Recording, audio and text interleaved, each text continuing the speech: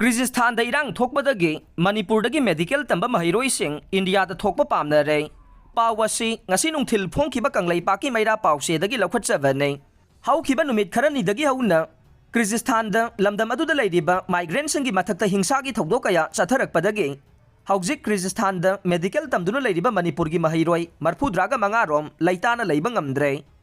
athuba matamda makoibu tekta kaidana India da puthokpirangna ba haijaragle hiram asiga mari leinana Sonia Nepram Kaubi Amana, extra Tagalakpa post Amagi Matungina de, Hingsagi Togdogasi, Hozik South Horagle, Kyrgyzstan da Manipurgi Medical Tamliba Mahairoi, Marfu Draga Manga Yaona, Indiagi Apunba Mahairoi Lisinga Magachanga Rom Leide, Maduna Tongan ba Medical College Singda, Mahitam Liba India, Bangladesh Amade, Pakistangi Maheiroising asi, Erang asina Maram Oiduna, Aduki Matik Safadre Haire, Mahaki post asina Makata Rivade. Haujik wairiba Kyrgyzstan gi Erang asina maram oiduna haujik mafam aduda mahitam duna leiriba India masa sing athuba matamda India da puthokpinaba External Affairs ki Union Minister Kisan gi mafam da haijakre haire External Affairs ki maiki da gisu haujik Kyrgyzstan da thokliba Erang asiga mari leinana mafam aduda mahitam duna leiriba India gi Maheiroising na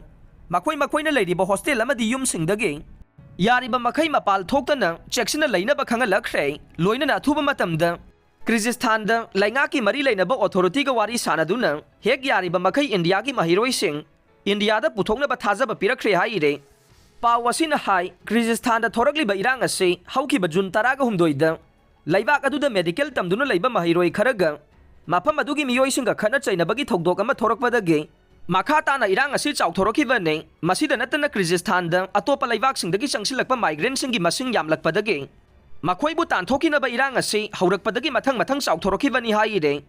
Gari accident da Angang ahum Yaona mari Shire Pawasi ngasi nungthil phongkiba kangla pawse dagi lokhatchavane Ukhrul district ke Somthar police station gi manung chanba Kasai phungthar dage Maichok da gari accident thokpada Angang ahum ben driver Yaona miyoi mari Shire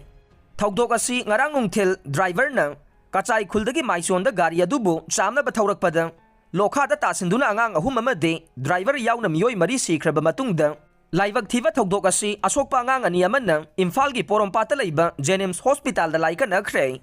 laikhidraba Angang sing adude Sakhabung chahi taraga mathoi apokpa Solem Lichaingam chahi taraga nithoi apokpa Athuisam Yara Singh chahi mapan makhoi ahummak machin manaw ngakta ne laikhidraba driver aduna Ningyong chahi kuntraga manga apokpa Takang Kauwe laibak thiba thogdok adubu lamdam adugi miyamna thamoi songna nungaitaba thogdok amani haina phongdok nakhe